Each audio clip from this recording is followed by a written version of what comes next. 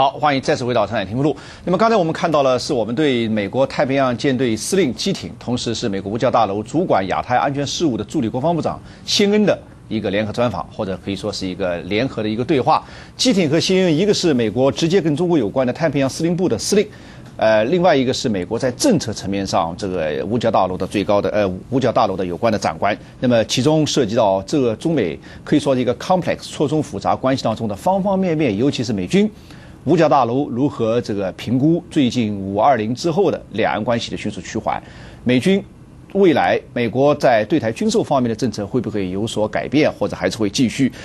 美国军方对已经运营一段时间中美军事热线的评估，美国对华军力报告的一些内部考虑，包括响应号事件，以及未来美军对于中美在联合军事演习以及其他协防方面的一些内部的考虑。那我想啊，这是刚才从美国太平洋舰队以及美国五角大楼方面的一些评估。那么现在让我们换一个角度，看看来自美军最高指挥长官，也就是美国三军参谋长联席会议主席马伦上将，他又是如何看错综复杂的中美军事关系的？我们一起来看一下。How do you see, or how does the U.S. military generally view the new development of the Taiwan Strait after Mr. Ma Ying-jeou took over the office?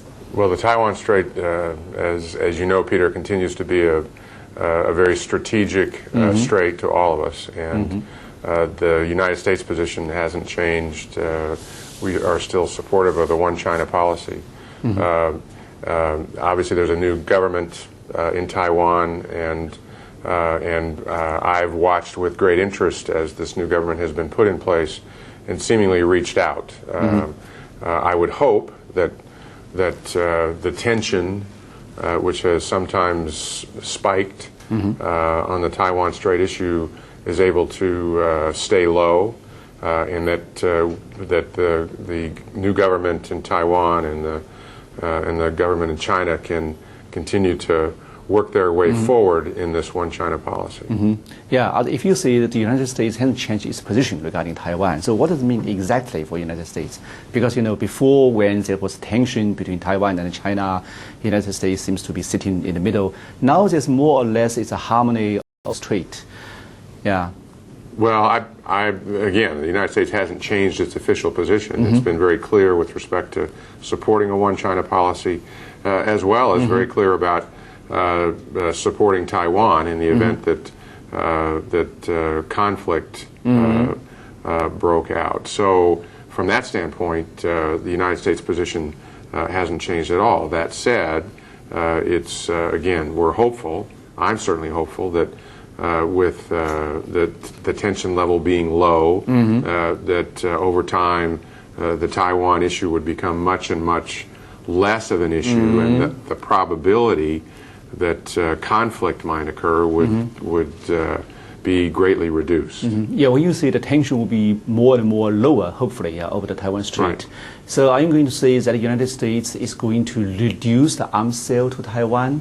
So I'm not really in a position to talk about what the policy of the United States would be.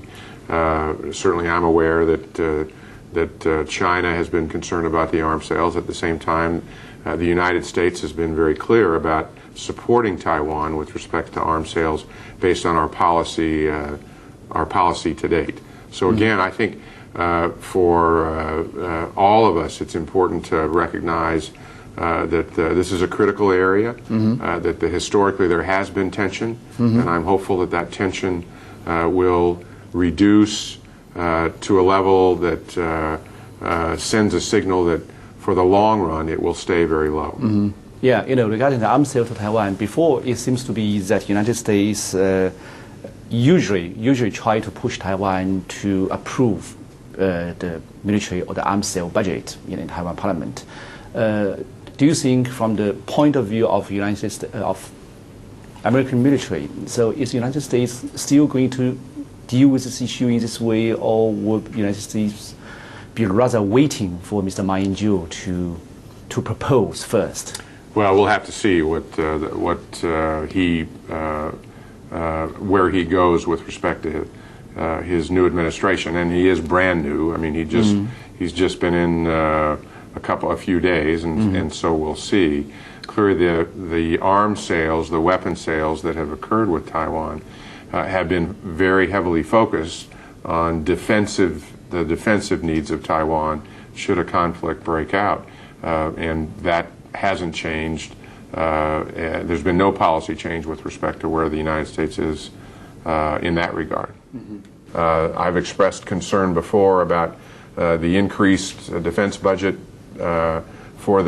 for China and the technologies in particular that it's focused on, all of which to me argues for the need to stay in discussion so that we can understand strategic intent, which is still not that clear with respect to where China is headed with its defense investment. I would like to see the leaders stay in touch, that there are leadership exchanges with respect to visits both in the United States and China. I would like to see a longer-term investment for our younger officers to be able to have exchange visits so that when they grow up to become senior officers and run the military, that they have that kind of background. I think education and training and exercises and small steps taken at the very senior level between the leaders as well as with our militaries, whether it's our Army, our Air Force, or our navies that work together. More than anything else, I think at this stage of our relationship, doing that to create a better understanding of each other is really critical.